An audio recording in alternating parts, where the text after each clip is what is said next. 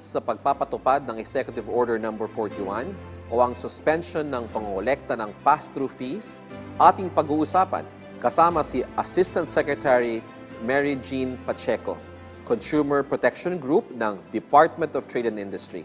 Asik Pacheco, magandang tanghali po at welcome sa Bagong Pilipinas ngayon. Ay, magandang hapon. Hapon. Ma'am Nina, good afternoon. ADG, Yusek, John, thank you for inviting ang DTI dito sa inyong show.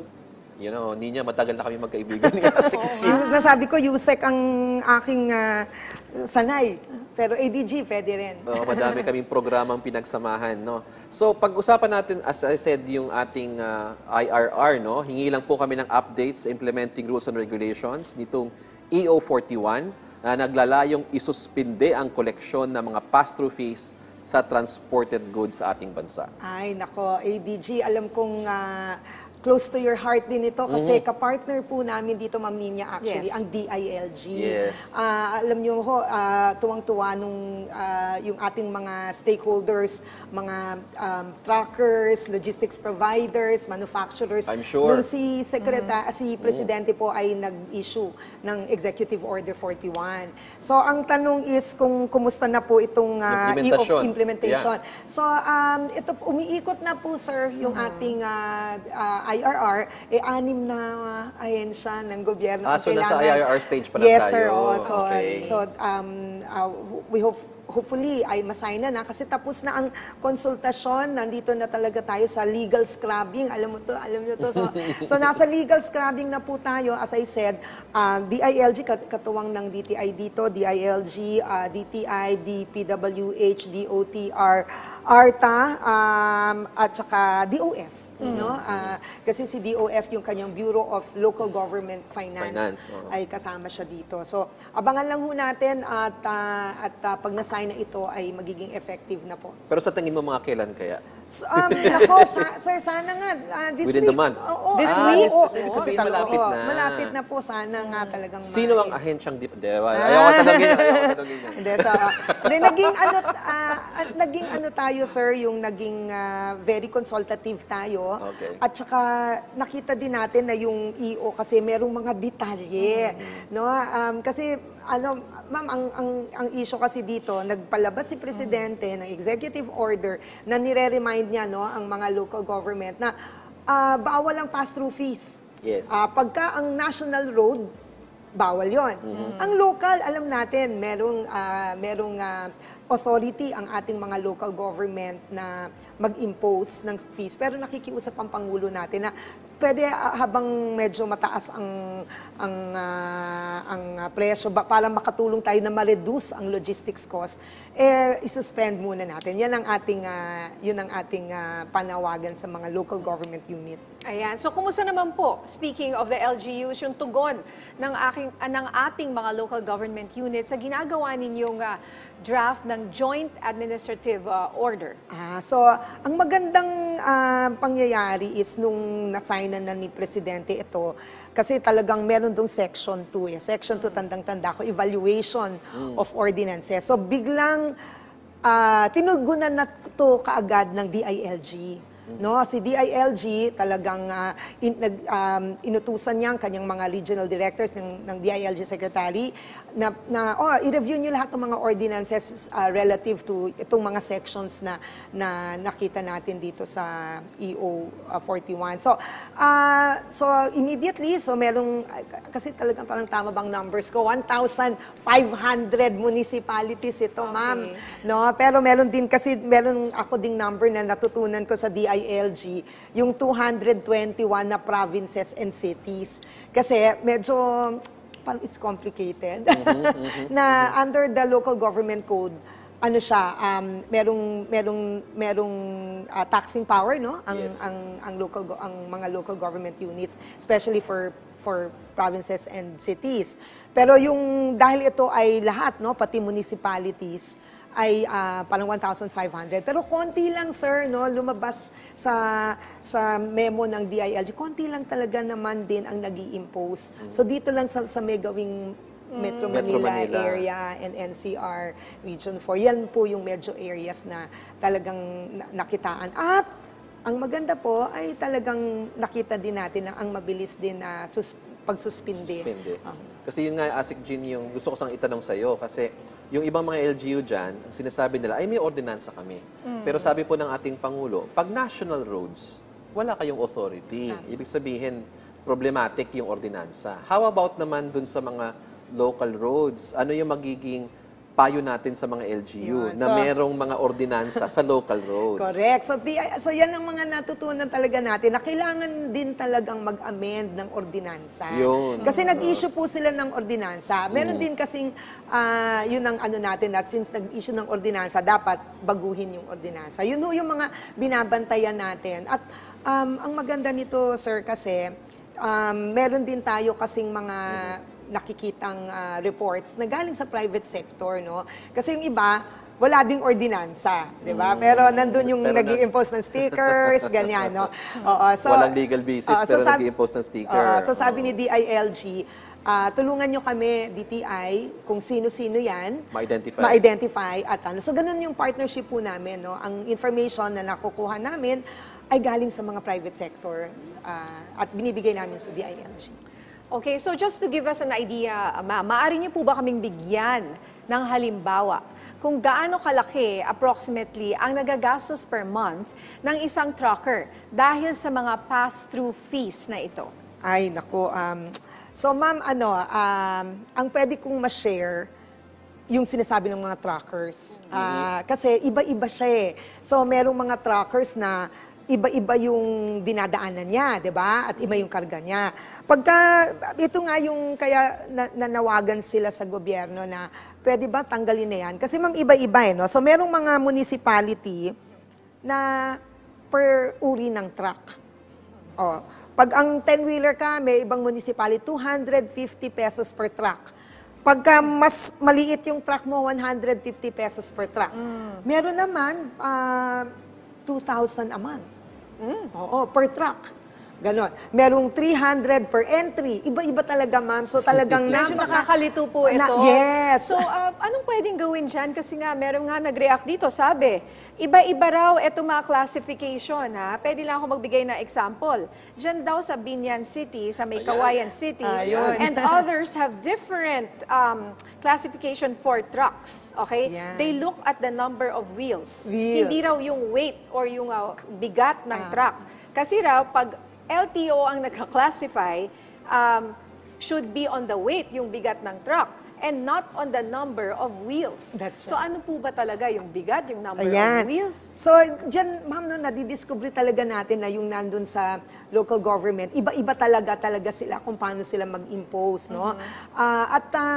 In fact, kaya yun yung pag-aaral na ginagawa talaga nitong grupo na because of the EO, nandyan si ARTA, nandyan si DPWH, si DOTR, si DILG, at si Bureau of Local Government kasi yung standards nga ma'am, 'di ba? So paano ba natin magkano yung amount na isisingil natin? Is it by entry o kaya naman is it yung halimbawa bawal nga yung national. Kunyari yung local road mo. Kung ang local road mo 1 kilometro lang, tapos yung isang local road ay 5 kilometro. Magkano yung ibabayad mo doon? So ito ma'am yung naging issue na yung standards. Yan yung napag-usapan namin with DILG bilang kasama namin at with BLGF. So talagang kailangan talagang ma-determine yung mga standards. Pero for now, sana wala na lang muna. Pero for now, suspended. Yes. Oo. ADG, no, again, nakalagay talaga sa EO na presidente na pag national, prohibited yan. Okay. Pero pagdating talaga natin dito sa local, we are urging the local government units to suspend. No? Yun ang pakiusap natin. And by the way, no, yung pong mga grupo ng LGUs, ito po, no, lahat immediately nagsabi sila ng suporta sa si League of Municipalities, LMP, Philippine Councilors League, PCL, Union of Local Authorities of the Philippines, ULAP, the Vice Mayors League of the Philippines, VMLP, lahat po yan nagbigay ng suporta dito sa EO na pinalabas ng Presidente. Oo, tanggalin na po natin yan. Ano, kami po sa Bagong Pilipinas ngayon, kami dalawa ni Ninya. Nangangampanya po kami. Nananawagan po kami sa mga LGUs. Anyway, yung inyong mga organisasyon pala ay nagpalabas na ng statement of support. Yes. So, tanggalin na po natin yan kasi nakakadagdag sa presyo. Tama po, ng yes, sir. bilihin. Mapupunta rin naman sa mga consumers. Yan po Correct. yan. Pero yung iba, nag-suspend nga raw. Pero may mga natatanggap tayong reklamo na, sige, sinuspend, pero kung ano-ano naman pong apprehension. Or kung ano-ano may mga Hindi kasi nililitaw. wala pa kasi yung IRR. Oo. So, pag lumabas na yung IRR niyan, matitigil na kaagad yan. Siguro naman. Maliwanag po yung sinabi sa amin talaga ng DILG na kapag ka meron nagreklamo na nabiktima ng ganito, ay sabihin sa kanila. At kayang-kaya ng DILG yan Kaya-kaya kasi may nila. show cause order authority Ang ang DILG. So, Asik Jean, may nagtanong din naman sa atin dito, kasama pa daw yung mga pass-through fees naman na ini-impose ng mga subdivision. Di ba? Pero alam nyo, totoo yan. Pati sa probinsya minsan, kunyari mapapadaan ka, ito ano lang ha, mapapadaan ka sa isang lugar, biglang may kumakaway na dyan, may babay, kahit hindi ka tracking. Ayun. Pero siguro, Piyesta yun, piyesta. it's a way for them to earn din siguro. No? Pero paano po pag Pero balik nga ho tayo no, sa pag sinabi natin, kasi yung truck, yan po ang kumakarga ng ating mga pagkain, ang kunyari, exporter ka, yung raw material mo. So talagang mahalaga po na yung truck, yan po ay talagang alam natin na whether it's raw material or consumer goods. So talagang wag na ho natin kasi tayo ho din yung ating, tayo rin ang Apektuhan po dyan. Opo. So Covered dun sa by question subdivision. mo, ayan. Yung So, subdivision. Unfortunately, ito po talaga ay local government. Pero alam mo, sir, during our conversations with the private sector, not only would be the subdivisions, pati po yung mga processing zones, mga export zones. So you know, those are the things na sabi natin, hinay muna, ayusin natin to, pero nakikinig po ang gobyerno, kung ano yung talagang kailangan. Ang sabi ng Pangulo, i-reduce ang logistics cost. So yan ho ang talagang ginagawa ng DTI, ng gobyerno. Yun yung Asik Jean, suggestion ko lang. Itong mga LGUs, may ordinance naman sila, may lawmaking power sila. So ipagbawal nila sa mismong lugar nila yung mga pass-through fees ng mga subdivision. sila na? Diba? Nga, no, sir? Suggestion ko lang. Di ba? Tingnan natin kung sino makikinig sa suggestion. Oo, sana. Mag-monitor tayo. Mag-monitor Imo-monitor kayo tayo. ng NSC. Mag-witch hunt na naman tayo. Mag-witch hunt. Okay. Para po sa kaalaman ng ating mga consumers, no, ma'am, gaano po kalaki yung magiging impact ng suspension ng pass-through fees sa presyo ng mga bilihin sa oras po na maipatupad ito? So ma'am, mahirap ako magbigay ng numbers at this point in time, pero pwede ako mag-share ng kwento. Na in one of our meetings, meeting po ni Secretary Pascual with the manufacturers, in a meeting, no, in one meeting with the Secretary, no, meron pong manufacturers na nagsabi, immediately sabi nila, feel nila kaagad. Na-feel daw nila na-feel kaagad. nila? Yes, opo. So, mahirap mag-quantify at this point in time, pero naniniwala kami dun sa pagsabi ng manufacturer, isang malaking manufacturer ito, na nagsabi na nung lumabas nga itong EO, at immediately, no, yung mga local natin, pati ako, I'd like to give credit, shout out to Manila. Yes. Kasi po, Manila yung pagkaano ko na unang-una pong nagsabi na itatanggalin po na nila Ayan. yung... Oh, that's great. Good job, Congrats to Mayor Manila. Hani Lacuna. Yes. So, yun po. Nauna kayo. So, Asek, do you think magkakaroon to ng epekto sa Kapaskuhan? Especially sa bilihin, So, sa presyo ng mga bilihin ang ngayon key sa ngayon Kapaskuhan? with your questions, dapat nga yata, makuha natin talaga yung amount. Kasi sinasabi lang naman, syempre, logistics is only a certain percentage of total Yes. cost. But nonetheless, because of this impact, naniniwala po kami talagang, hindi siya makakadagdag, di ba? In other words, so kaya lagi naming sinasabi sa mga manufacturers, huwag na kayong magtaas ng presyo kasi ginagawan ng paraan ng gobyerno para bumaba ang operating costs ninyo. At itong paglabas po ng EO na to ay talagang pagpapatunay na sinisikap talaga ng gobyerno na talagang pababaan ang logistics cost. Ma'am, meron po tayong tanong mula sa ating kasamahan sa media na si Patricia Lopez ng IBC 13. Ngayong nalalapit na po ang Kapaskuhan, magtataas na po ba ng presyo? O maiba naman tayo ng holiday and food. Hindi ho kayo makaka-escape. Magtataas ho ba ng presyo ng holiday food and beverage? Kung meron, may exact date na po ba ang pagtataas na ito at magkano po ang increase sa presyo? Okay. So, naunahan mo ma'am, pero kami po ay makikipag-meeting. Exclusive yan. Exclusive. Kami po, no, meron kaming sinet na meeting dito sa ating Noche Buena manufacturers. Kasi ngayon, it's already December na po, no? So, talagang panahon na bibili ng mga pang Noche Buena. So, lagi po itong ginagawa ng DTI na naglalabas tayo ng Noche Buena Guide. So, ang sinasabi po natin ay kakausapin natin yung manufacturers. At isa ho sa manufacturers na nakausap natin is the meat processors. Sabi ng meat processors na ang itinaas daw po ng kanilang production cost is 15 to 20%. Pero dahil daw po gusto naman nila na ang mga Pilipino ay maging masaya, so mababa lang po, no, parang less than inflation nga, sabi nga ni Secretary Pascual, parang 0 to 4% yung some of the products, meat products. So maliit po yung very minimal. So ito naman po yung sinasabi natin ng DTI sa mga mamimili. Umpisahin na lang natin sa hamon. Kasi hamon po, lagi tayong bibili ng Yes. Tama, hamon. Masarap Oo. yan with pandesal and cheese. Diba? Sa umaga. Alam nyo, Kape. napakadami ng Yes. klase ng hamon. Parang 30 yata yung ano. So, napakadaming klase ng hamon. Hindi po lahat ng hamon ay tumaas. No? Based po sa aming pag-monitor. Hindi naman po. At yun po yung nakita namin, kinolekta po namin yung mga manufacturers SRP at hindi po naman talaga lahat nagtaas. So, ano po yung payo natin?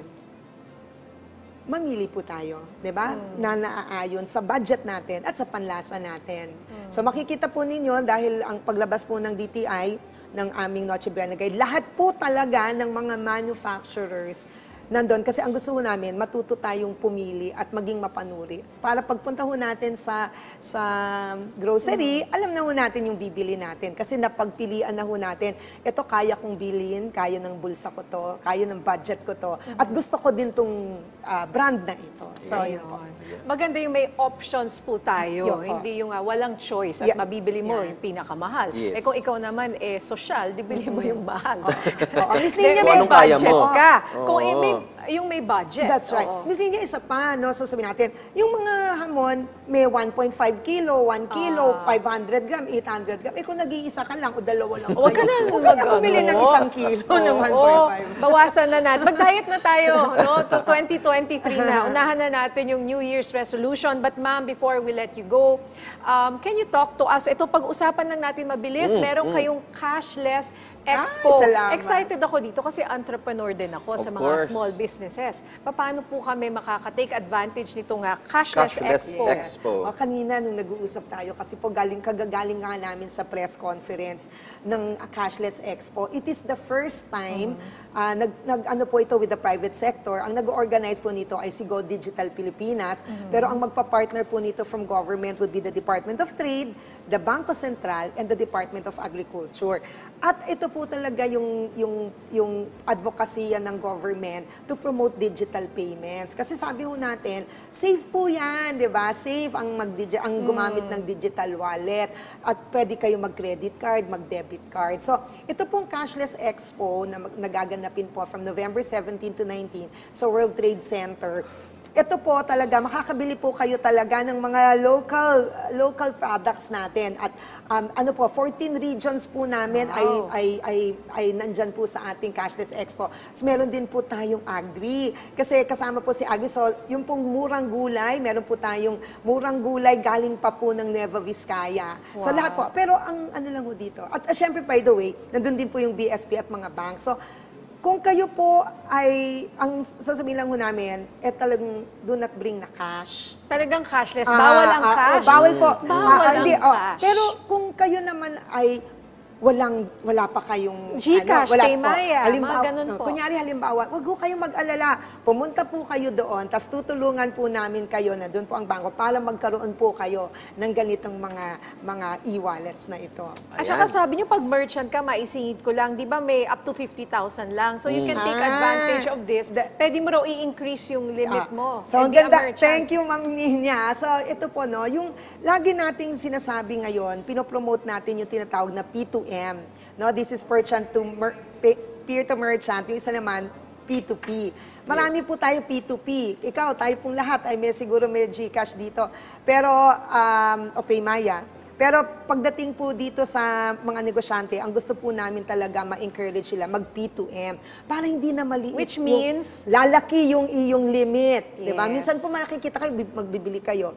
Ay, hindi ho na pwede. Pwede ho ibang GCash number o Maya. Eh kasi ho, P2P yon. Pero pag merchant kayo, ay P2M merchant. Sana ma-invite nyo kami. Sayang, wala na tayong oras. Ang ganda pa naman ng diskusyon. Sayang. Maraming Pero thank salamat you. po sa Thank you, inyong ma'am. oras. Assistant Secretary Mary Jean Pacheco, Consumer Protection Group ng Department of Trade and Industry.